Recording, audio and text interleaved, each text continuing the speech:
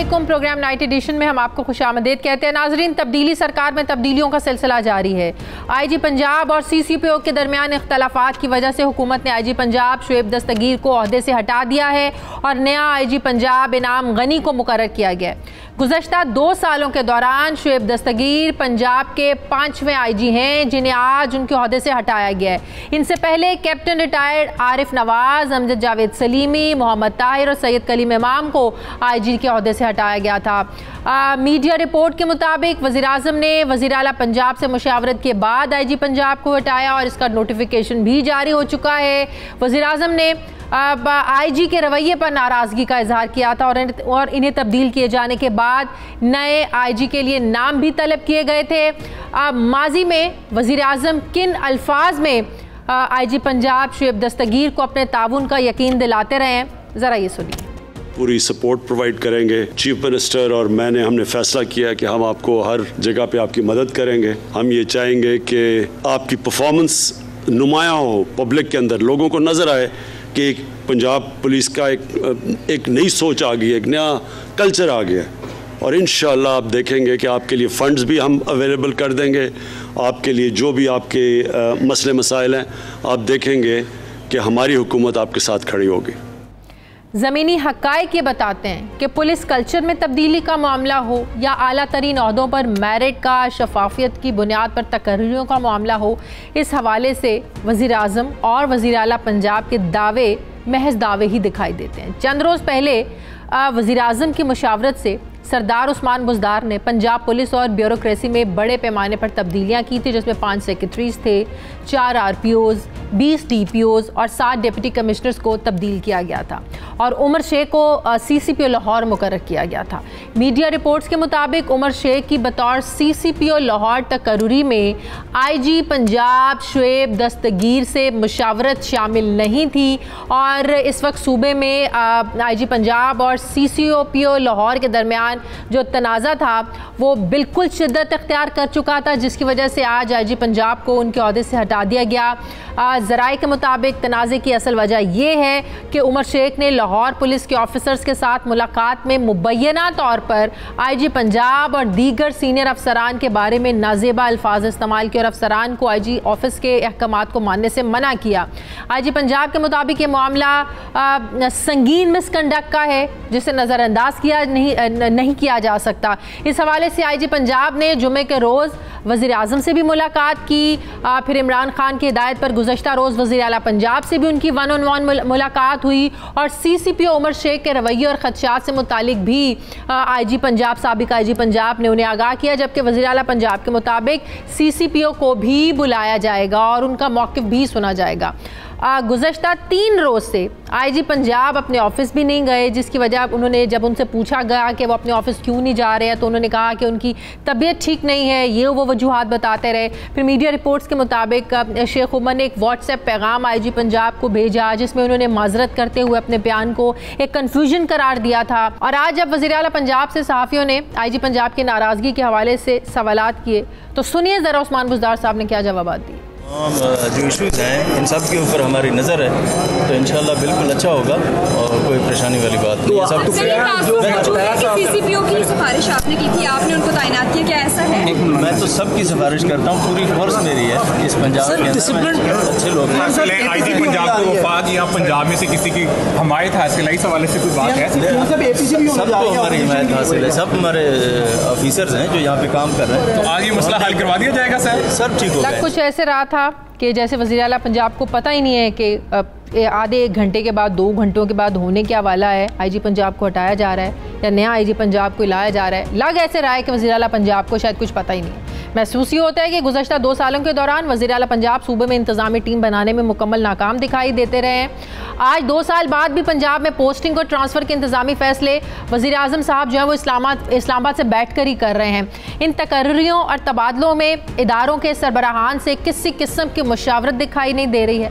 तारीख ये बताती है कि तहरीक इंसाफ की हुकूमत ने सिंध पुलिस के सरबराह की तैनाती के मामले पर हुकूमत सिंध से ताल्लुकात कशीदा कर लिए थे। कलीम इमाम को IG सिंध के ओहदे से हटाने के लिए पीपल्स पार्टी को सियासी तौर पर वफाकी हुकूमत के खिलाफ काफ़ी जद्दोजहद करना पड़ी थी। IG पंजाब और CCPO के तनाज़े के मामले पर मुस्लिम लीग नून की रहनुमा मरियम औरंगजेब ने तो यहाँ तक कह दिया है कि इमरान खान और बुज़दार साहब जो है ये घर चले जाना चाहिए इनको।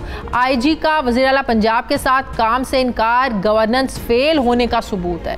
ब्यूरोक्रेसी वज़ीर आज़म और वज़ीर आला पर अदम एतमाद कर चुकी है। IG पंजाब के बयान का सादा मतलब यह है कि करप्शन, नाअहली, अकरबा परवरी का ये दौर चल रहा है। अब सवाल ये है कि आखिर क्यों 5वां IG पंजाब में उस्मान बुज़दार साहब के साथ नहीं चल सका। सवाल ये भी है कि क्या नया IG पंजाब उस्मान बुज़दार साहब के साथ काम कर सकेगा। सवाल तो ये भी अहम है कि आखिर क्यों 2 साल बाद भी वज़ीर आला पंजाब अपनी एक मजबूत टीम नहीं बना सके। मुझे ज्वाइन किया इसी पर गवर्नर पंजाब चौधरी मोहम्मद सरवर साहब मेरे साथ हैं और हमारे नुमाइंदा खुसूसी अनवर हुसैन सुमरा साथ हैं। सबसे पहले मैं सुमरा से पूछूंगी कि इस मामले के पीछे हकीकत क्या है। अनवर, सबसे पहले तो ये बताइएगा कि आज सारा दिन ये मामला चलता रहा। गुज़श्ता 2 सालों में हमने देखा कि आज 5वां IG पंजाब भी तब्दील हो गया, लेकिन हैरानगी उस वक्त हुई बहुत ज़्यादा जब कुछ देर पहले ही वज़ीर आला पंजाब उस्मान बुज़दार ने कुछ सहाफ़ियों से बात की और कहा कि नहीं, ये मामला जो है ना बिल्कुल ठीक हो जाएगा। मेरी मुलाकात भी हुई IG पंजाब से, लेकिन थोड़ी देर बाद नोटिफिकेशन आ जाता है कि IG पंजाब को बदल दिया गया है, शुएब दस्तगीर साहब को बदल दिया गया है, इनाम गनी साहब को नया IG जो मुकर्रर कर दिया गया है। इसका मतलब ये हुआ कि कोई भी फैसला करने से पहले बुज़दार साहब को एतमाद में नहीं लिया जाता, उनको बताया नहीं जाता, डायरेक्ट फैसले जो है ना उतरते हैं इस्लामाबाद से लाहौर। जी बिल्कुल, बात ये है शाजिया, इसके पीछे थोड़ी सी हिस्ट्री है। जब मरियम नवाज़ अगस्त को नैब में पेश हुई तो उससे पहले एजेंसियों ने रिपोर्ट किया था कि नून लीग वाले जो हैं मरियम नवाज़ की पेशी पर हंगामा आराई कर सकते हैं, तशद्दुद हो सकता है। लिहाजा पंजाब पुलिस जो है इसके लिए अच्छी हिकमत अमली अपनाए और किसी किस्म का तशद्दुद ना हो और ना वहाँ पर हंगामा आराई हो और इफ़ेक्टिवली इसको हैंडल किया जाए। हाँ। आपने देखा कि उस पेशी पर हुकूमत को और पुलिस की नाअहली की वजह से, गंदी हिकमत अमली की वजह से हुकूमत, सूबाई हुकूमत को और वफाक को जो है वो खिफत का सामना करना पड़ा। नहीं तो क्या पुलिस गोलियां चला देती, डंडे बरसा देती, क्या करती पुलिस? नहीं, देखिए बात ये है कि पुलिस का काम है वो, पुलिस को मॉडल टाउन का वाकया याद है। जी बिल्कुल, आपकी बात ठीक है, लेकिन इफेक्टिवली जो है बगैर गोली चलाए, बगैर डंडे चलाए भी लोगों को रोका जा सकता था। मुख्तलिफ पिकेट्स जो अदारों ने रिपोर्ट्स दी थी, उन्होंने कहा कि पिकेट्स लगाई जाएँ और वहाँ पर उनको लोगों को रोका जाए। और आपने जैसे देखा वहाँ पर पत्थर पहुँच गए और वहाँ पर पथराव भी हुआ। उस वक्त से ये मामला चल रहे थे और ज़राए का ये कहना है कि जो वज़ीर आज़म के एडवाइज़र हैं एहतसाब पर, शहजाद अकबर साहब, मुबैना तौर पर वो बहुत नाराज़ थे कि पुलिस की बहुत गंदी कारकर्दगी है और IG ने रिस्पॉन्सिव एटीट्यूड नहीं अपनाया। और क्योंकि IG साहब के बारे में, शुएब दस्तगीर साहब के बारे में ये आम था कि वो एक कागजी यानी कार्रवाई के और किताबी आदमी हैं, वो प्रैक्टिकल स्टेप नहीं ले सकते क्योंकि पुलिस का काम क्राइम फाइटिंग का है। लेकिन इससे ज़्यादा ये मामला CCPO उमर शेख और इनके दरमियान कोई पर्सनल टसल का लग रहा है, जिन्होंने इजलास किया उमर शेख साहब ने और कहा कि कोई भी अहकामात जो है ना वो डायरेक्ट उनके नहीं माने जाएंगे, मेरी मुशावरत के बगैर कोई फैसला नहीं होगा। इस वजह से ये टसल शुरू हुई थी। देखिए उमर शेख साहब की जो तैनाती है वहां से ये काम शुरू हुआ। उमर शेख साहब की जो तैनाती है उनको मुबैना तौर पर जो एडवाइज़र हैं प्राइम मिनिस्टर के एहतसाब के, शहजाद अकबर साहब, उनकी बैकिंग हासिल थी। एकदम से उमर शेख जो है, जिसको जो शुएब दस्तगीर साहब माजी में जो सेंट्रल सिलेक्शन बोर्ड की मीटिंग होती है जिसमें प्रमोशन के मामलात होते हैं, उमर शेख साहब को उन्होंने उनकी प्रमोशन की मुखालफत की और कहा कि ये अहल ऑफिसर नहीं है, इसकी दयानतदारी इतनी अच्छी नहीं है, इसकी शोहरत इतनी अच्छी नहीं है, लिहाजा इसको ग्रेड 21 में प्रमोट ना किया जाए। वो गुस्सा इनके दरमियान चल रहा था कि इसी दौरान में ये 11 अगस्त वाला वाक़या हो गया और वहाँ पर फेडरल गवर्नमेंट में जो एडवाइज़र बैठे हुए हैं, जो प्राइम मिनिस्टर साहब के बहुत करीब हैं, वो कोई इस तरह का ऑफिसर ढूंढ रहे थे जो लाहौर में, जो नून लीग का किला समझा जाता है, यहाँ पर नून लीग को टफ टाइम दे। ज़राए का ये कहना है, मेरी बात भी हुई है 2-4 लोगों से, उनका ये कहना है कि उमर शेख जो है ये अंडरटेकिंग दे के आए थे कि मैं आते ही नून लीग को टफ टाइम दूंगा और इनकी पॉलिटिकल एक्टिविटीज़ जो है उनको भी देखा जाएगा। अब जब ये आ गए, क्योंकि आईजी साहब जो हैं वो सॉफ्ट कॉर्नर रखते थे, वो 11 अगस्त पर कोई इफेक्टिव पॉलिसी नहीं दे सके थे और इनके दरमियान में वो ज़ाती तनाज़ा भी था कि उनकी प्रमोशन रखवाई गई थी। हालांकि आईजी साहब ने एक और भी पुलिस ऑफिसर की प्रमोशन रखवाई थी, उन पर यह इल्ज़ाम लगाया था कि ये पुलिस से ज़्यादा अपने कारोबार पर तवज्जो देते हैं, जबकि आईजी साहब जो साबका आईजी साहब शुएब दस्तगीर साहब ये उस पुलिस ऑफिसर के साथ उस कारोबार में हिस्सेदार भी थे। इस तरह के मामला चल रहे थे। वज़ीर आज़म साहब से भी आईजी की मुलाकात हुई, शुएब दस्तगीर साहब की साबिक आईजी बुज़दार साहब से भी मुलाकात हुई, उसके बाद भी उनके तहफ़्फ़ुज़ात को लगता है कि संजीदगी से नहीं लिया गया। और सबसे बढ़कर ये लगता है कि CCPO उमर शेख साहब को बिल्कुल सपोर्ट हासिल थी, बिल्कुल फेडरल से, इस्लामाबाद से वज़ीर आज़म की सपोर्ट हासिल थी, जिसकी वजह से कहा गया कि उमर शेख अपना काम जारी रखें। जी बिल्कुल ऐसे ही है। देखें, जब उमर शेख साहब आ गए तो उन्होंने एक निजी जगह पर या कुछ पुलिस ऑफिसर के सामने कहा कि देखें मैं तो अब आ गया हूं, अब जो लाहौर में मेरा हुक्म चलेगा, CPO से कोई हुक्म नहीं यहाँ चलेगा। वो रिपोर्ट आईजी साहब को गई तो आईजी साहब ने अपने तहफ़्फ़ुज़ात का इज़हार वज़ीर आज़म पाकिस्तान इमरान खान साहब से भी किया, वज़ीर आला पंजाब उस्मान बुज़दार साहब से भी किया। तो मतलब कहीं ना कहीं इसके पीछे इनकी परफॉर्मेंस भी जो है ना वो उसको भी देखा गया, उनकी परफॉर्मेंस से सेटिस्फाई है किसी हद तक वज़ीर आज़म भी और वज़ीर उस्मान बुज़दार भी, जिसकी वजह से उनको हटाया गया और उनको मजबूर नहीं किया गया CCPO की तरह कि आप अपने ओहदे पर जो है ना वो काम जारी रखें। बहुत शुक्रिया आपका अनवर सुमरा। मुझे ज्वाइन किया है गवर्नर पंजाब चौधरी मोहम्मद सरवर साहब ने। अस्सलाम वालेकुम, बहुत बहुत शुक्रिया चौधरी साहब आपको। चौधरी साहब मेरी आवाज़ आ रही है आपको? जी आ रही जी। थैंक यू चौधरी साहब। चौधरी साहब, नून लीग के दौर में हर मामले पर तनकीद करने वाले, खासकर पुलिस डिपार्टमेंट पर, पुलिस कारकर्दगी पर तनकीद करने वाले, क्या वजह है कि आज पुलिस का जो महकमा है इसको संभाल नहीं पा रहे हैं? पिछले 2 सालों में आज 5वां IG जो है वो बदला जा चुका है। CCPO की हिमायत से लग रहा था कि एक झुकाव है वफाक का या पंजाब हुकूमत का उधर, क्यों कोई भी IG पंजाब जो है वो महीने 2 महीने 6 महीने से ज़्यादा चल ही नहीं पाता? चौधरी साहब जी शाजिया, पहली बात तो यह है कि आपको मालूम होना चाहिए कि गवर्नर का जो रोल है वो कॉन्स्टिट्यूशनल रोल है। गवर्नर का पोस्टिंग से, ट्रांसफ़र से, प्रमोशन से कोई ताल्लुक़ नहीं है। अगर हम ताल्लुक़ रखें तो आप फिर भी खुश नहीं होते, फिर कहते हैं कि जी पावर सेंटर जो हैं वो 3, 4, 5 जगहों पे चले गए हैं। जब हम कहते हैं कि हमने अपने कॉन्स्टिट्यूशनल हदूद के अंदर रह के अपना काम करना है, तो फिर अगर आप ऐसे सवाल पूछते हैं तो हम उनका जवाब नहीं दे सकते, इसलिए कि फ़ैसले तो जो है चीफ़ एग्जेक्टिव ने करने होते हैं और चीफ़ एग्जेक्टिव का ये सवाबदीदी इख्तियार है कि वो जिसको चाहें IG लगा दें। प्राइम मिनिस्टर फेडरल गवर्नमेंट से अप्रूवल लेनी पड़ती है। तो मैं समझता हूँ कि इन सवालात का जवाब जो आपने अपने इंट्रोडक्शन में जो सवाल उठाए हैं उनका बेहतरीन जवाब जो है कोई अपना मेरे ख्याल में तो चीफ मिनिस्टर या उनका कोई रिप्रेजेंटेटिव है। जनाब बिल्कुल आप सही कह रहे हैं, उन्हीं का इख्तियार है। आप पंजाब में बैठे हैं, पंजाब के इंतजामी मामलात को बेहतर तरीके से समझते भी हैं, ऑल्दो ये आपकी जिम्मेदारी नहीं है, ऑल्दो इसमें आपका कोई रोल नहीं है किसको हटाना है, किसको लगाना है, किसको मशवरा देना है, किसको नहीं देना, लेकिन इंतजामी मामलात आखिर पंजाब है ना, सबका पंजाब है ना।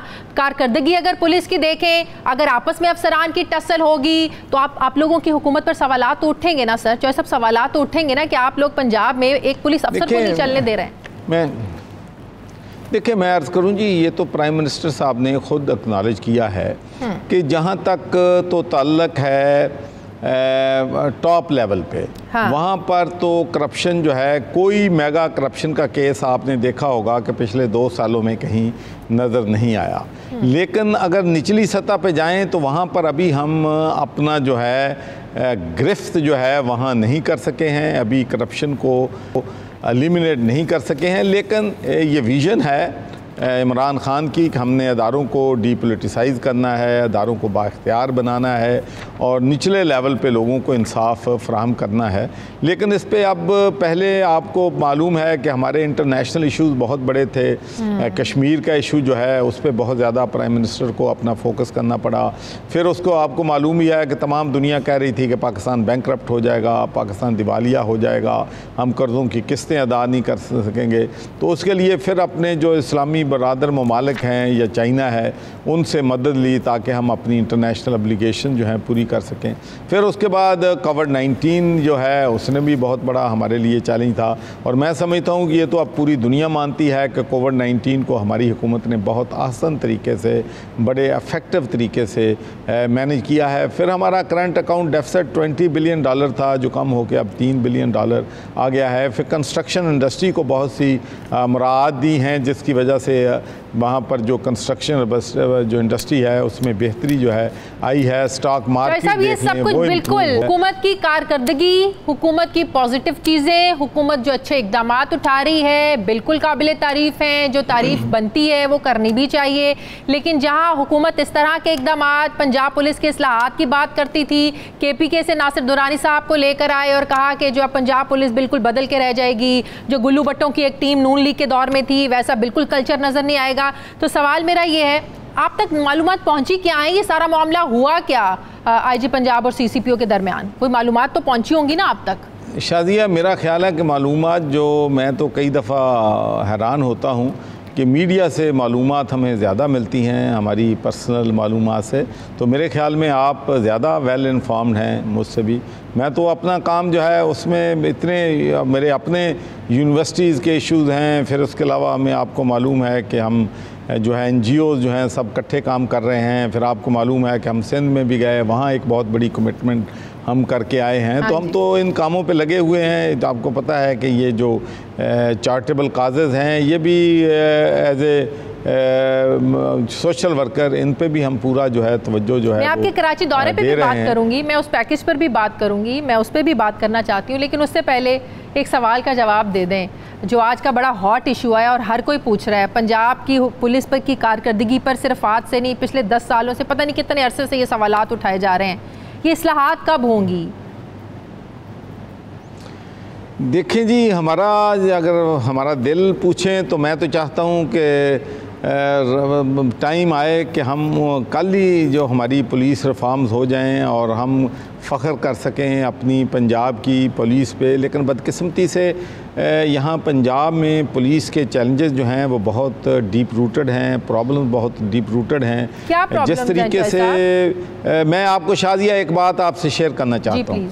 मैं आपको ईमानदारी से कहता हूँ कि जब मैं गवर्नर पंजाब था तो उस वक़्त पुलिस में जो तहरीक इंसाफ की गवर्नमेंट ने रिफॉर्म्स की थी खैबर पख्तूनख्वा में और लोकल गवर्नमेंट में डेवोल्यूशन ऑफ पावर किया था, तो वो दो चीज़ें बहुत अहम थी मेरे डिसीजन करने में कि मैं PTI में आऊँ। क्योंकि मैं अदारों की इंडिपेंडेंस पे यकीन करता हूँ, अदारों को एम्पावर करने पे यकीन करता हूँ, डेवोल्यूशन ऑफ पावर। और मैं इस बात पे पैशनेटली बिलीव करता हूँ कि जब तक हम अपना सिस्टम जो है बल्दियात के निज़ाम को अब मजबूत नहीं करेंगे, 50% हमारे प्रॉब्लम, अगर आज हम बल्दियात 3 नुमाइंदों के इलेक्शन करवा लें, उनको एम्पावर कर दें, उनको रिसोर्स दे दें, तो हमारे जो लोगों के छोटे छोटे इश्यूज़ हैं 50% वो प्रॉब्लम जो हैं वो हल हो सकते हैं। और पुलिस की कारकर्दगी भी बल्दियाती अदारों के साथ जो है मुताबिकत रखती है, क्योंकि बल्दियाती अदारों पे वहाँ इलेक्टेड रिप्रेजेंटेटिव होते हैं, उनकी हैंड ऑन अप्रोच होती है, वो हर वक्त पुलिस से इन टच होते हैं, उनको पुलिस की कारकर्दगी को मॉनिटर कर सकते हैं, देख सकते हैं। आपको मजबूर किया कि KPK में बड़ी इस्लाहात हो रही हैं, वहाँ का बल्दियाती सिस्टम और पुलिस कल्चर, अगर इस चीज़ ने आपको इम्प्रेस किया और मजबूर हुए आप PTI में आने में, लेकिन जब से आप PTI में आए हैं, गवर्नर आप पहले नून लीग के दौर में भी थे, आज भी गवर्नर हैं, तो वो चीज़ KP वाली इस्लाहात तो पंजाब में नहीं आ सकी। इस बारे में कभी आपने अपनी क़यादत के लिए अपने लीडर के सामने सवाल उठाया कि मैं तो इस चीज़ से इम्प्रेस होकर आया था कि आपका जो कल्चर आप लोगों ने KPK में इंट्रोड्यूस करवाया वो पंजाब में क्यों नहीं करवा सके?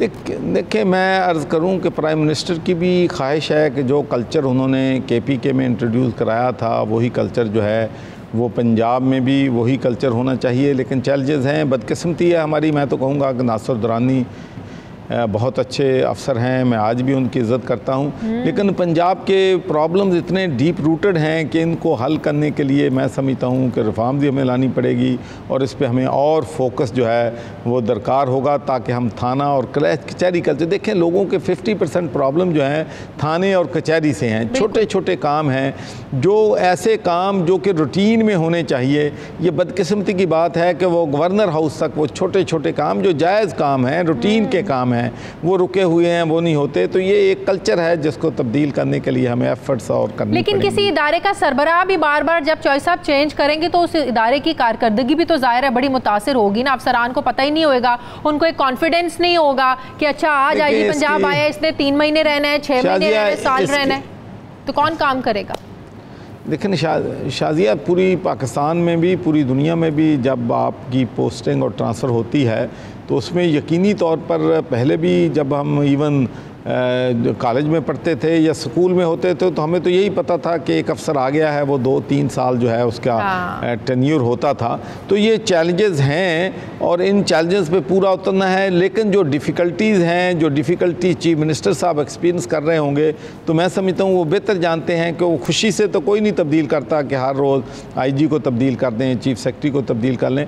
तो कोई और इश्यूज़ होंगे जिनके बारे में मेरे कम अज़ कम मेरे नॉलेज में नहीं। अच्छा, चलें आखिरी चीज़ बता दें चॉइस साहब, कराची का दौरा आप करके आए हैं, उसके बाद एक बड़ा पैकेज भी अनाउंस हुआ है, लेकिन उस पैकेज के बाद एक टसल शुरू हो गई है। सिंध कहते हैं भाई हमने इतना हिस्सा दिया है, वफाक ने तो सिर्फ इतना हिस्सा दिया, 802 अरब की रकम, ये तो हमारी पहले की रकम थी, आप लोगों ने तो सिर्फ 300 अरब हिस्सा डाला है। तो आपको लगता है कि अब ये एक दफ़ा जो इतना अच्छा काम करने के बाद भी अब जो सिंध और वफाक में एक टसल शुरू हो गई है, ये काम अपने मंतकी अंजाम तक पहुँचेगा या नहीं पहुँचेगा? आप भी दौरा करके आए हैं, क्या ऑब्जर्वेशन है आपकी चॉइस साहब? शाजिया, पहले तो मैं ये कहना चाहता हूँ कि मैं पंजाब के लोगों का, पंजाब के मुखय्यर हजरात का बहुत ही मशकूर हूँ कि उन्होंने कोविड-19 के दौरान भी 600 करोड़ से ज़्यादा रुपए की चार्टी की, 15 लाख राशन जो है गरीब और मुस्तहिक लोगों में तकसीम किया। अब भी चंद दोस्तों से बात हुई तो उन्होंने कहा कि नहीं जी हम चलते हैं, वहाँ पर 1 लाख राशन का अनाउंस किया। अखुवत के साथ मिल के हमने 10,000 घरों को रिपेयर करने के लिए 50,000 से 1 लाख रुपए तक डोनेशन की बात की, जिसको ये स्मॉल जेस्चर है हमारा, लेकिन सिंध के लोग जो हैं हमारे भाई बहनें हैं, हमें पाकिस्तानी हैं, उनसे हमें प्यार है, बड़ा उन्होंने खुशी का इजहार किया। मैं गया वहाँ पर, सब लोगों से मिला भी, मैंने चीफ मिनिस्टर से भी मिला, गवर्नर साहब के साथ 2 दिन गुजारे। तो अब मैं समझता हूँ कि ये बहुत बड़ा पाकिस्तान की तारीख़ का, कराची की तारीख़ का ये सबसे बड़ा पैकेज है।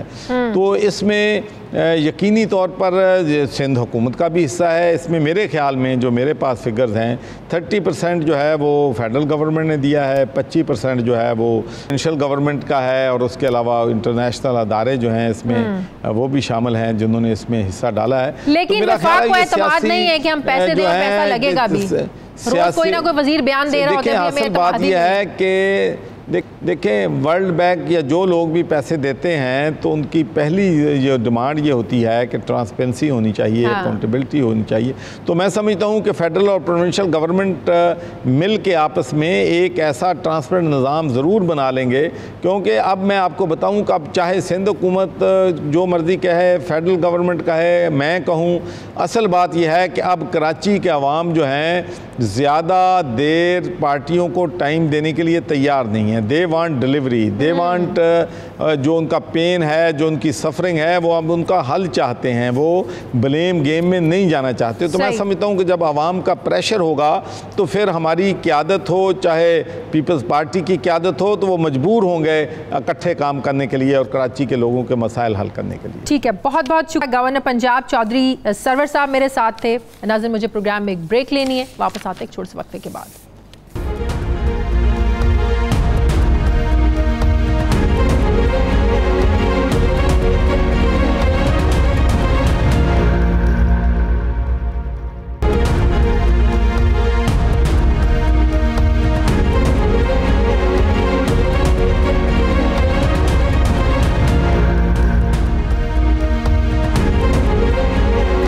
ब्रेक के बाद बाद एक बार फिर से आपको खुशामदीद कहते हैं। नाज़रीन, मॉनसून में कराची के डूबने के बाद जब तमाम स्टेक होल्डर्स ने कराची का रुख किया था तो एक उम्मीद पैदा हुई थी कि अब कराची के मसाइल शायद हल हो जाएंगे और कराची जिस तवज्जो का मुस्तहिक है अब वो तवज्जो इसको ज़रूर मिलेगी।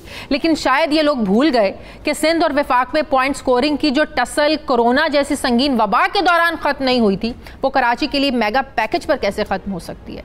वज़ीर-ए-आज़म इमरान खान ने हफ्ते के रोज़ कराची में वज़ीर आला सिंध के साथ बैठकर कराची के लिए 1100 अरब रुपए के मेगा पैकेज का ऐलान किया, लेकिन तब से अब तक आज तक वफाक और सिंध यही तय नहीं कर पाए हैं कि इस पैकेज में किसका कितना हिस्सा है और इस मामले पर दोनों जानिब से सिर्फ सियासी पॉइंट स्कोरिंग देखने में मिल रही है। सिंध हुकूमत के तर्जुमान मुर्तज़ा वहाब के मुताबिक वफाक कराची ट्रांसफॉर्मेशन प्लान के तहत वफाक 3 सालों में सिर्फ 103 अरब रुपए ही देगा।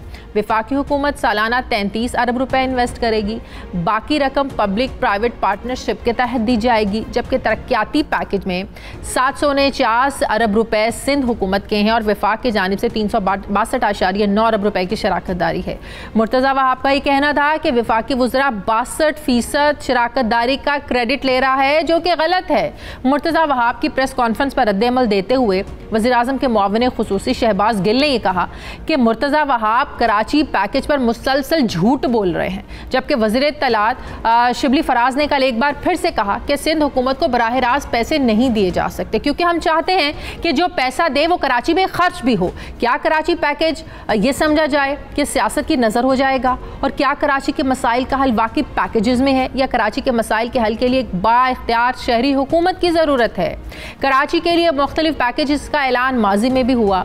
इस मेगा पैकेज के मुस्तकबिल पर अब भी सवालात उठाए जा रहे हैं और यकीनी तौर पर 1100 अरब रुपए के इस पैकेज में शफाफियत को यकीनी बनाना भी सबसे बड़ा चैलेंज होगा। अब अहम सवाल ये है कि अगर वफाक और सिंध हुकूमत पैकेज में हिस्सादारी की बहस में ही उलझे रहेंगे तो आखिर फिर काम कब शुरू होगा, कराची की हालत कैसे सुधरेगी, जबकि हुकूमत इत्तेहादी MQM पाकिस्तान ने कराची पैकेज को वेलकम किया है और ये कहा है कि उम्मीद है अब शहर पर पैसे लगेंगे। MQM पाकिस्तान ने कराची समेत सिंध में लगाए जाने वाले एडमिनिस्ट्रेटर्स पर खदशात और तहफ़्फ़ुज़ात का इजहार किया है। MQM पाकिस्तान के सरबराह खालिद मकबूल सिद्दीकी का कहना है कि पीपल्स पार्टी ने सिंध को 2 हिस्सों में तकसीम कर दिया है। कराची को हक दिलवाने के लिए सड़कों पर भी आना पड़ा तो हम आएंगे। जो लोग सूबे की तकसीम को गद्दारी कहते हैं वो सबसे बड़े गद्दार हैं। इसी पर बात करूंगी। मुझे ज्वाइन किया है MQM पाकिस्तान के रहनुमा ख्वाजा इजहारुल हसन साहब ने। अस्सलाम वालेकुम, बहुत बहुत शुक्रिया ख्वाजा साहब आपका।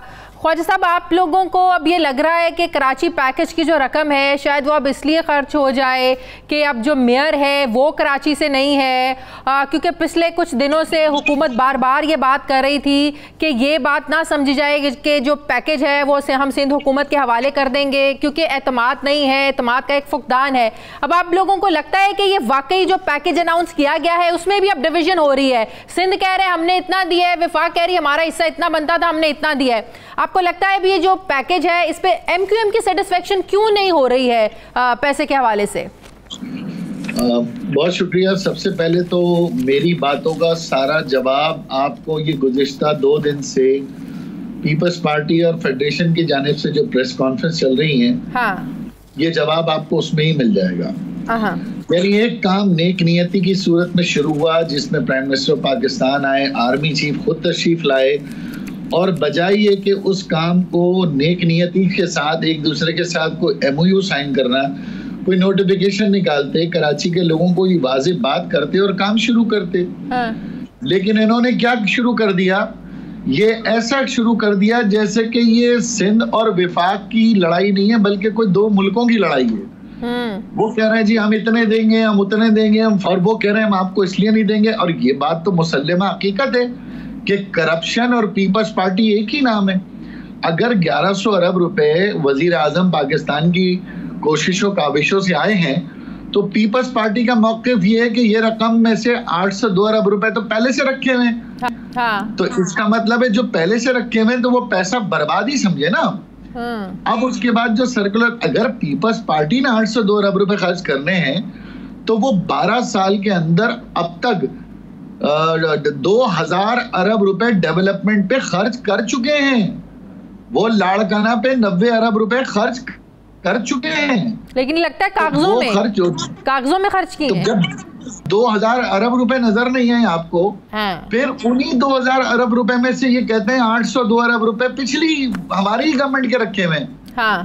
तो फिर तो आप समझे ना ही समझे ना, फिर तो आप इन सारी चीजों को, तो फिर वजीर आजम पाकिस्तान का आना, इतनी ताजिर बरादरी का इन्वॉल्व होना, सियासी जमातों का बैठना, तो ये तो बदनीयती नजर आ रही है।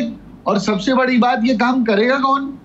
यानी ये बिल्ली ही दूध की रखवाली है, यानी दूध के रखवाले पे बिल्ले नहीं बैठना है कि जनाब वही काम करेगा। आपको नहीं लगता अब इसमें और इदारे भी शामिल हैं? आर्मी चीफ भी वहां पर आए, उन्होंने भी ये बात की यहाँ वसाइल नहीं, तरजीहात की ज़रूरत है। अब सिर्फ सियासी तौर पर ये मसले में इन्वॉल्वमेंट नहीं रहेगी, सिर्फ सियासी जमातें या विफाक इन्वॉल्व नहीं है, अब कुछ और अहम पाकिस्तान के इदारे वो भी इस काम के पीछे खड़े हैं। हमें तो सबसे ज्यादा तसल्ली और इत्मीनान इसी बात का है कि अब इसमें हमारे अस्करी क़यादत भी इन्वॉल्व है। बिल्कुल। लेकिन इनके बयानात से आपको कहीं लग रहा है कि इनकी विश एंड विल है ये बात कह देना ये तो 802 अरब रुपए हमारे ही हैं, हमने पहले से ही रखे हुए हैं, विफाक क्या कर रहा है?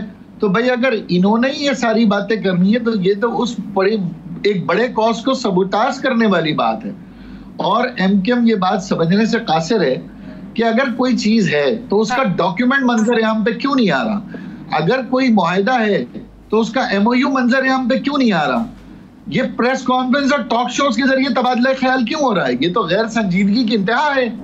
तो आप लोगों को लग रहा है ये 1100 अरब कराची के तरक्याती मंसूबों पर, कराची को एक जो नए तरीके से कराची की बहाली का जो मंसूबा वजीर आजम कराची लेकर आए उस पर काम नहीं होगा? आपने तो करप्शन और पीपल्स पार्टी को जोड़ दिया, हालांकि आप लोग भी इसी जमात के इत्तेहादी रहे हैं। उस जमात के इत्तेहादी रहे हैं और हमारे साथ करोड़ों लोग रहे हैं। हाँ। लेकिन करप्शन का टैग हमारे साथ नहीं, उन्हीं के साथ जुड़ा हुआ है। नैब में रेफरेंसेस हमारे नहीं है, उन्हीं के रेफरेंसेस हैं।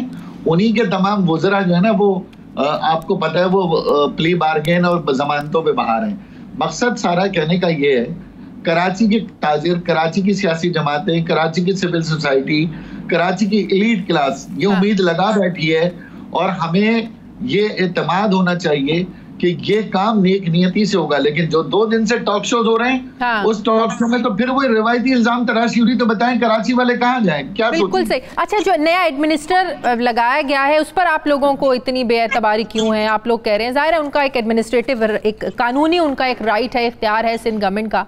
आप लोगों को लग रहा है कि एमक्यूएम से ही होना चाहिए था? विफाक को, उनका जो इत्तेहादी जमात आप लोग विफाक में उनके साथ बैठे हुए उधर से ही होना चाहिए था?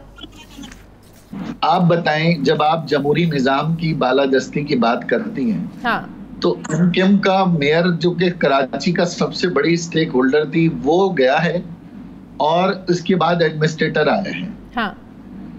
मुझे बताएं, एमकेएम समेत, पीटीआई समेत, जमात इस्लामी समेत जो काउंसिल में जमातें थी, क्या उनमें से किसी एक से भी मशवरा किया? लेकिन किसी एक से भी जमहूरी तौर पे मशवरा किया? ठीक है, बिल्कुल मशवरा नहीं किया, लेकिन वो कहते हैं कानूनी इख्तियार तो हमारा है ना, हम पाबंद नहीं है, किसी को मशवरा दे भी तो मानने के पाबंद नहीं है। तो फिर कराची को पीपल्स पार्टी की जागीर डिक्लेयर करवा देते ना फेडरल गवर्नमेंट से कि फिर वो एक जबान और लिसानियत की बुनियाद पर, अकरबा परवरी की बुनियाद पर अपने गांव गोटों से, बरादरियों से लोग लाकर हमारे सरों पे मुसल्लत करें। तो फिर इस शहर के नौजवानों को आप ना नौकरी दें, ना इस शहर को वसाइल दें, बल्कि शहर को लूट के गए तो हम कहाँ जाएं, किससे मांगें? ये शहर के बच्चे कहाँ जाएं? एक आखिरी सवाल, जब तक आप लोगों के मेयर है वसीम अख्तर साहब, सिर्फ एक ही गिला, एक ही शिकायत रही कि वसाइल नहीं है, पैसे नहीं दिए जाते, हमारे पास कोई इख्तियार नहीं है। तो अब नए बल्दियाती इंतखाबात होने जा रहे हैं, तो मौजूदा इस सिस्टम के तहत जो नए बल्दियाती इंतखाबात होने हैं, क्या एमक्यूएम इसमें हिस्सा लेगी? अव्वल तो अब एक नया लॉ असेंबली से आएगा, क्योंकि इसमें पीटीआई ने भी अपने तजावीज दिए और पीपल्स पार्टी भी शायद इस बात पे मजबूर है कि वो मजीद इख्तियारात डिवॉल्व करे। लेकिन अगर यही लॉ अगर आता है तो मेरा ख्याल है फिर हम नहीं, कराची की बहुत सी जमातें शायद इलेक्शन में हिस्सा ना लें। ठीक, बहुत बहुत शुक्रिया। पाकिस्तान के रहनुमा ख्वाजा इजहारुल हसन साहब मेरे साथ थे। नाज़रीन, मुझे प्रोग्राम में एक ब्रेक लेनी, वापस आते हैं छोटे से वक्त के बाद।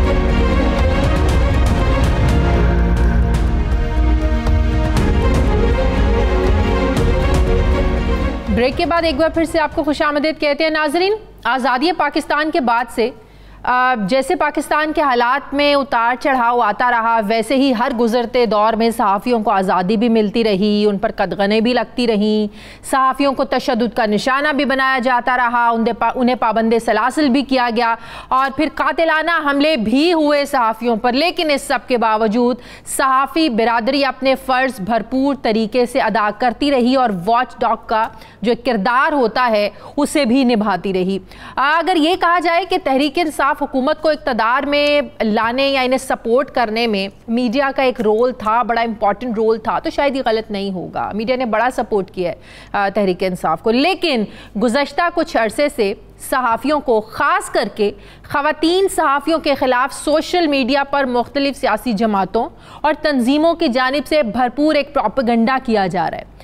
जिस सियासी जमात पर सवालात उठा दिए जाते हैं या उससे इख्तलाफ किया जाता है, फिर उस पार्टी के कारकुनान की जानिब से लिफाफा सहाफ़ी समेत फिर ज़ाती नौयत के इंतहाई गैर महज़बाना इल्ज़ामात की जो एक बुछाड़ है वो शुरू हो जाती है, जिससे यकीनी तौर पर आज़ादी इज़हार राय को ख़तरा है और ख़वातीन के लिए ये ज़्यादा शदीद ज़हनी अजियत का बायस बनता है।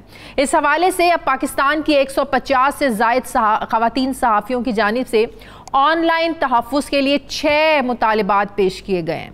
150 से ज़ायद ख़वातीन सहाफ़ियों की जानिब से जारी बयान है, उसमें कहा गया है कि हुकूमत, सियासी जमातें और इनके हामी और सोशल मीडिया विंग्स की जानिब से होने वाले घिनौने जो हमले हैं, इनसे हमारा काम, हमारी जहनी सेहत और हमारी जो सलामती है ये मुतासिर हो रही है। उनके मुताबिक जो सहाफ़ी हैं, हम के किसी सहाफ़ी की जानिब से तनकीद पर पाकिस्तान तहरीक इंसाफ, पाकिस्तान मुस्लिम लीग नून, पाकिस्तान पीपल्स पार्टी, मजहबी जमातें और फिर रियासती इदारों से मुंसलिक जिनके भी जो सोशल मीडिया अकाउंट्स हैं उनसे नाशाइस्ता ज़बान इस्तेमाल की जाती है। ख़वातीन सहाफ़ियों की जानिब से अभी मुतालबा किया गया है कि हुकूमत, सेनेट और कौमी असम्बली की इंसानी हुकूक की कमेटियाँ इसका नोटिस लें और वफाकी हुकूमत सोशल मीडिया पर की जाने वाली जो बदजुबानी है, हमले हैं, क्रिटिसिज्म है, उनकी ज़ात पर हमले हैं, इसको रोकने के लिए वफाकी हुकूमत अमली तौर पर इक़दामात करने पर अब जोर दे। गुज़श्ता महीने भी ख़वातीन सहाफ़ियों की जानिब से सोशल मीडिया पर होने वाली ट्रोलिंग और हरासानी, हरासमेंट की शिकायत पर आवाज़ उठाई थी, लेकिन ताहाल उस पर कोई पेशरफ्त नहीं हुई है और ऑनलाइन हरासमेंट का जो सिलसिला है ये आज भी जारी है। दूसरी तरफ वज़ीर-ए-आज़म ये कहते हैं कि हमारी हुकूमत आज़ादी इज़हार राय पर यकीन रखती है, पाकिस्तान में मीडिया पर कोई कदगन नहीं है। लेकिन सवाल ये है कि अगर हुकूमत आज़ादी इज़हार राय पे वाकई यकीन रखती है तो आज़ादी इज़हार राय के लिए माहौल को साजगार बनाना क्या हुकूमत की जिम्मेदारी नहीं है क्या?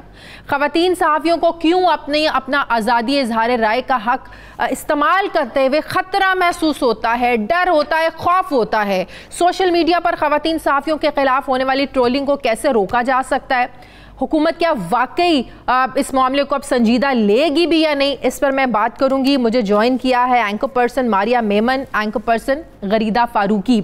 आप दोनों को अस्सलाम वालेकुम और बहुत बहुत शुक्रिया।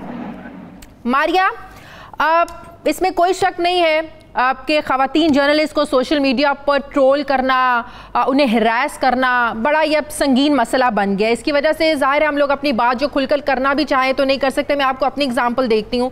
यकीन करो शायद आप लोगों को भी ये पता हो कि मैं सोशल मीडिया पर बिल्कुल भी एक्टिव नहीं हूँ। मुझे बड़े लोग कहते हैं तुम क्यों ट्वीट्स नहीं करती हो, तुम्हारा प्रोग्राम है, तुम्हें इस चीज़ में आगे आना चाहिए। तो सिर्फ इसकी यही वजह है कि मैं गालियाँ नहीं सुन सकती, मैं हरास नहीं हो सकती, मैं धमकियाँ नहीं सुन सकती। फिर मुझे एक खौफ ये भी है कि मेरी बेटी बड़ी हो रही है, कल को वो जब ये सब कुछ देखेगी कि मेरी माँ को किस वजह से गालियाँ पड़ी तो उसकी जो जहनी सेहत है उस पर क्या असर पड़ेगा। तो इन वजूहात की वजह से मैं आपको बता रही हूँ कि मैं सोशल मीडिया यूज़ नहीं करती हूँ। लेकिन आप लोगों का बहुत अच्छा ये एक स्टांस लिया है आप लोगों ने। अब सवाल ये है और चैलेंजेस हुकूमत के लिए, हुकूमत इसको कितना सीरियस लेती है? मारिया। बहुत शुक्रिया शाजिया। एक तो आपने हमें सपोर्ट किया, हमने जैसे ही आपसे रब्ता किया आपने कहा आई एम ऑन बोर्ड। दूसरा, आज ये आवाज उठाने के लिए भी, क्योंकि खाली ये स्टेटमेंट तक बात महदूद नहीं रहेगी, हमें हर रोज किसी ना किसी तरीके से याद दहानी कराती रहनी होगी और ये आपका प्रोग्राम उसी की एक कड़ी है। अच्छा शाजिया, देखिए इस पे गवर्नमेंट जो है ना उसकी जिम्मेदारी तो सबसे ज्यादा है और जो हमारी स्टेटमेंट आई है, बल्कि हमने उसका आगाज भी इसी से किया और उसका इख्तिताम भी इसी से किया है कि हुकूमत में पाकिस्तान तहरीक इंसाफ है और उनको मॉरली भी और हर लिहाज से चूंकि वो देर इन गवर्नमेंट, उनकी जिम्मेदारी पहले है कि वो जो है एक ऐसा माहौल बनाए जिसमें तमाम जो खवातीन हैं वो बेहतर तरीके से सोशल मीडिया के ऊपर अपना राय का इजहार कर सके। हम ये कहना चाह रहे हैं कि भाई सियासी जमातें अगर आप हुकूमत में नहीं भी हैं, लेकिन आपको मालूम है आपके ईमा पे कौन ये ट्रेंड चला रहा है, आप कहते हैं हमारे सोशली डिक्लेयर्ड प्रॉपर अकाउंट्स नहीं है, लेकिन अगर ये आपके हक में मुहिम चला रहे हैं तो इसका सवाल आप ही से किया जाएगा कि अगर आपसे वो रिलेटेड है या नहीं है। लेकिन आपके हक में मुहिम चल रही है, आपके हक में गलीज जुबान इस्तेमाल की जा रही है लोगों के खिलाफ, सवाल आप ही से होगा। और आगे जाके जब हमने इसको डिस्कस करना है कौमी असेंबली के अंदर या जो कमिटीज के अंदर, तो वहां तो तमाम जमातों के नुमाइंदे मौजूद हैं ना, तो उनको अपनी जिम्मेदारी निभानी होगी। कुछ कमिटियों में देखें जहां पे पीपल्स पार्टी है वो उनकी हेड है, यहाँ पीपल्स पार्टी की जिम्मेदारी है, PMLN के मेंबरान भी बैठे होंगे, हम उनको इंडिविजुअली खुद भी अप्रोच करेंगे, लेकिन ये मिलजुल कर काम ही होना है जी। और अगेन आई वांट टू से कि तहरीक इंसाफ की ज्यादा जिम्मेदारी इसलिए है because they're in government right now, उनको एक मॉरली पहले एक बेहतर स्टांस दिखाना होगा। लेकिन एक और बड़ी इंपॉर्टेंट चीज गरीदा वो ये कि क्या ये बात दुरुस्त नहीं है कि जो ट्रेंड है खास करके खवातीन एंकर्स, खवातीन जर्नलिस्ट के खिलाफ ट्रोल करने का, इन्हें हिरास करने का, कि PTI के दौर में सबसे ज़्यादा शुरू हुआ। यही PTI जब ऑपोजिशन में थी तो नून लीग पर ज़ाहिर है हम लोग बड़ी तनकीद करते थे, पीपल्स पार्टी गवर्नमेंट में थी हम लोग बड़ी तनकीद करते थे, लेकिन ये ट्रेंड हिरास करने का, इल्ज़ामात का, लिफाफा सहाफ़ी कहने का, ये ज़्यादा ट्रेंड PTI के दौर में हुआ है। Do you agree? एक तो thank you very much Shazia, आपने इस बड़े अहम, बड़े संगीन और ये बड़ा संजीदा और संगीन मसला है और ये बड़ा चुभता हुआ मसला, और इसमें this is so heartening for me to see कि खवातीन इसमें इतना बोल रही हैं, ना सिर्फ इंडिविजुअली बोल रही हैं, इंडिविजुअली तो बहुत सारी खवातीन इंक्लूडिंग माई सेल्फ बहुत अरसे से बात कर रहे थे, लेकिन हम लोग अपना अपना जो दुख था, अपनी अपनी जंग इंडिविजुअली फाइट कर रहे थे। आपने अपना पॉइंट ऑफ व्यू बताया कि आप तो बिल्कुल सोशल मीडिया इस्तेमाल ही नहीं करती, और हम अभी जब प्रोग्राम से पहले बात कर रहे थे तो मैंने आपसे कहा था कि यही चीज के खिलाफ ये कैंपेन स्टार्ट हुई है कि no woman should have to restrain और constrain herself with the fear in mind कि मैं अगर सोशल मीडिया पर जाऊंगी तो मुझे गाली पड़ेगी या मुझे हरास किया जाएगा। एनवायरमेंट, डिजिटल एनवायरमेंट सेफ होना चाहिए खवातीन के लिए। तो थैंक यू वेरी मच। एक तो इस इशू पे प्रोग्राम करने के लिए हम लोगों ने तो एक सबने मिलकर खवातीन सहाफियों ने और बाकी तमाम खवातीन इन मीडिया एक हमने कदम तो उठा लिया कि एक स्टेटमेंट हम लोग ले आए, एक 12 अगस्त को आई थी, एक कल 7 सितंबर को आई थी। अब इससे प्रोग्राम्स होने चाहिए, इसको प्रॉपर एक तहरीक की शक्ल देनी चाहिए। तो उसमें आप जो कर रही हैं, thank you very much for that, बाकी सब लोग भी करेंगे, हम सब एक दूसरे के साथ हैं। But the point is coming to your question, Pakistan Tehreek Insaf 2013 से सियासत में ज्यादा फ्लरिश हुई है। 2011 से उसका जो है एक पीक स्टार्ट हुआ था। 2013 में बहुत ज्यादा खासतौर पे सोशल मीडिया पे पाकिस्तान तहरीक इंसाफ की प्रेजेंस आना शुरू हुई। उससे पहले किसी भी सियासी जमात का सोशल मीडिया के बारे में कोई कॉन्सेप्ट ही नहीं था। तो 2014 का फिर धरना आता है। अच्छा, आपने जो अपने इंट्रो में बात की थी कि हुकूमत में आने के लिए पाकिस्तान तहरीक इंसाफ को मीडिया की सपोर्ट हासिल रही, यस हासिल रही, ठीक थी गलत थी वो एक अलग डिबेट है। बट द पॉइंट इज कि आई एम अ विक्टिम। जब 2014 में हम लोगों ने धरना कवर किया, आई वाज इन, तो हमें तो इल्जाम लगाया जाता था कि ये PTI को गवर्नमेंट में लेके आने वाले चैनल हैं और एंकर्स हैं, ये इस तरह से धरने की कवरेज कर रहे हैं। But even then I tell you कि I was not safe on social media even in 2014, बावजूद इसके कि मैं पाकिस्तान तहरीक इंसाफ से एसोसिएटेड एंकर समझी, जर्नलिस्ट समझी जाती थी। उस वक्त भी मेरी पिक्चर्स इमरान खान साहब के लिए, इमरान खान साहब के साथ जो है मेरी पिक्चर्स मॉर्फ करके लगाई जाती थी। कमेंट्स इंतहाई गलीज और गैर अखलाकी, इस तरह से बाकी सियासतदानों के साथ, कभी शेख रशीद के साथ, कभी शफकत महमूद के साथ। तो कहने का मतलब ये है कि जहां पाकिस्तान तहरीक इंसाफ ने एक नया ट्रेंड सोशल मीडिया का, सियासत का, पॉजिटिव उसकी बात कर रही हूं मैं, और खवातीन की ज्यादा पार्टिसिपेशन का इंट्रोड्यूस करवाया, वहीं पर पाकिस्तान तहरीक इंसाफ की जिम्मेदारी भी ज्यादा रही है कि चूंकि उसकी प्रेजेंस सोशल मीडिया पे सबसे ज्यादा है, डिजिटल मीडिया पे सबसे ज्यादा पॉलिटिकल पार्टीज में से प्रेजेंस पाकिस्तान तहरीक इंसाफ की है। कोई भी सर्वे, कोई भी रिसर्च करवा ले। और अब चूंकि PTI गवर्नमेंट में है तो जिम्मेदारी भी बिल्कुल ज्यादा है। बिल्कुल सही। लेकिन उससे सबसे बढ़कर ये चीज मारिया के सहाफती एबिलिटीज ज़ाहिर है हमने प्रोग्राम करना होता है, हफ्ते में 4 दिन प्रोग्राम होता है और आपको पता है कि कितनी ज़्यादा रिस्पॉन्सिबिलिटी होती है, फिर फैमिलीज़ हैं। जब इस तरह का आपको इस तरह के माहौल का सामना करना पड़ता है, आपको अपने काम को आज़ादी से नहीं करने दिया जा रहा, तो ज़रा मैं चाहती हूँ कि आप लोगों को बताएं और इस हुकूमत तक ये चीज़ पहुँचनी चाहिए कि हमारी सहाफ़ती एबिलिटीज़, हमारी जहनी सेहत, हमारी घरेलू लाइफ इससे किस हद तक मुतासिर हो रही है, जिस पर अब बहुत ज़्यादा संगीन एक्शन लेने की ज़रूरत है। शाजिया, यहाँ पे मैं थोड़ी सी बात को ना और खोल के जरा वाजे करना चाहती हूँ कि हम ये बात भी तो कहते हैं कि जी गालियां पड़ती हैं, तो उसके जवाब में हमें कहा जाता है कि वो तो आदमियों को भी पड़ती हैं गालियां। और अगर आप इस काम में आ ही गए हैं, एक पब्लिक आपकी जॉब है ही, तो बस if you can not take the heat, get out of the kitchen. Simple.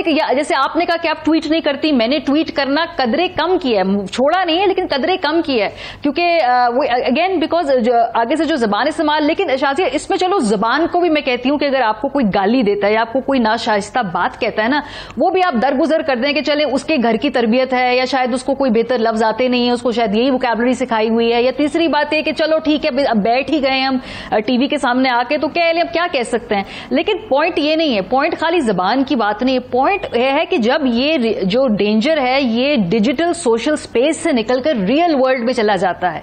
ऐसे भी ट्रेंड्स चलाए जाते हैं कुछ लोगों के खिलाफ, जहां पे उनके घरों के उनके फोन नंबर्स वायरल कर दिए जाते हैं, उनके ऊपर उनको फोन आते हैं, उनको वहां पे गलीज मैसेजेस किए जाते हैं, लोग उनके घर का एड्रेस ट्रैक कर लेते हैं, कभी वो सोशल मीडिया पे डाल लेते हैं। तो अब फिजिकली उनकी जिंदगी को इंडेंजर कर रहे हैं। और एक होती है मजाक उड़ाने वाली ट्रोलिंग, ठीक है जी, आजादी राय का हक है, जरूर कीजिए। एक ट्रोलिंग होती है गालियां देने वाली, बहुत मायूब बात है, नहीं करनी चाहिए। लेकिन जो सबसे खतरनाक ट्रोलिंग है वो ये है जहां पे आपको लगे कि ये इसके असरात आपकी रियल जिंदगी के अंदर पड़ रहे हैं, आपकी वेल बीइंग, आपकी सिक्योरिटी कॉम्प्रोमाइज हो सकती है, और ऐसे केसेस हुए हैं। सो ये हमें फर्क करना होगा कि ये 3 मुख्तलिफ चीजें हैं, और इससे तो हम तमाम लोग तजर्बे से गुजरते हैं। और सबसे मजे की बात शाजिया है कि जैसे ही मैंने अपने मेल कॉलीग्स को फोन किया ना, उन्होंने कहा जी हमारे घर की खवातीन के साथ भी ये होता है, मतलब एवरीवन रिलेटेड टू इट। वो कहते हैं हमें गाली दो ना, हम यार वील हैंडल इट। एग्जैक्टली किसी की बात थी कि वील हैंडल इट,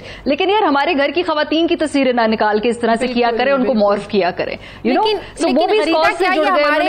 अभी भी हम कहें कि ये सोच है कि खवातीन का ये मकाम बर्दाश्त नहीं हो रहा है, या खवातीन को जो डराने धमकाने की एक जो कोशिश है, और ये शायद ये भूल गए ये 21वीं सदी है।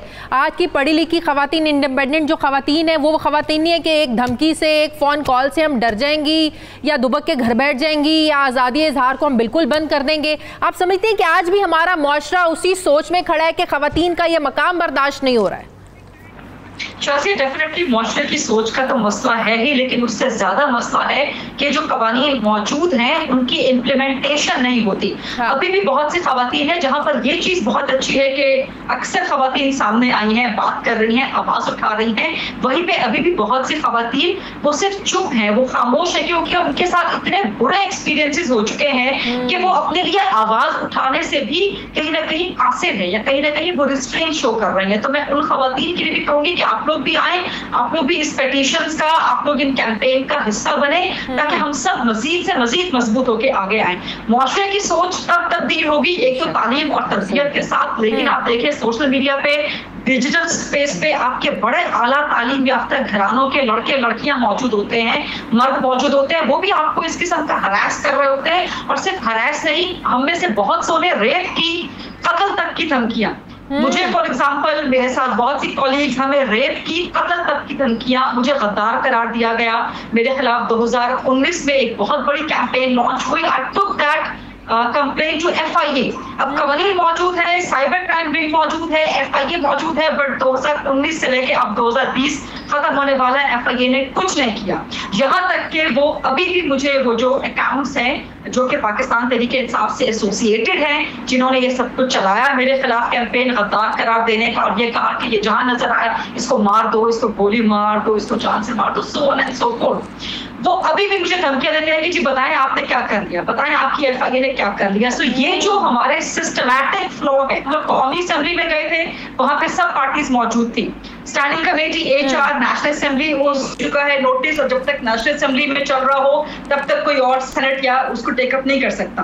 But I would I would appeal, I would demand कि इसको इंफॉर्मेशन एंड ब्रॉडकास्ट की जो कमेटी है नेशनल असेंबली की, जिसके हेड फैसल जावेद साहब हैं, सेनेटर फैसल जावेद, सेनेट में उन्होंने तो तरदीद कर दी इन इल्जामात की। गरीदा वो तो तरदीद करें कि ऐसा पीटीआई का जो सोशल मीडिया विंग है वहां से कुछ नहीं हो रहा, उनकी तरदीद सामने आ गई है। कोई इस पे एक्शन तब लेना जब कोई कुछ माने। उनकी तरदीद गवर्नमेंट का हक है, पाकिस्तान तहरीक इंसाफ का बिल्कुल हक है, बट द पॉइंट इज कि इस वक्त 150 नहीं, 150 तो वो है जो 7 कल की पिटीशन के ऊपर आए हैं, जो 12 अगस्त की है उसमें भी 150, 160, तो आप ये समझे कि 300, 400 खवातीन उनकी आवाज, तो 300-400 खवातीन की आवाज को सिर्फ आप एक तरदीद से निगेट नहीं कर सकते। बहुत शुक्रिया मारिया मेमन, गरीदा फारूकी मेरे साथ ही। नाज़रीन हमारे प्रोग्राम का वक्त खत्म हो गया। प्रोग्राम के लिए आप हमें फीडबैक जरूर दीजिएगा, अपना ख्याल रखिएगा। मुझे इजाजत दीजिए, आपसे मुलाकात होगी कल। अल्लाह हाफिज।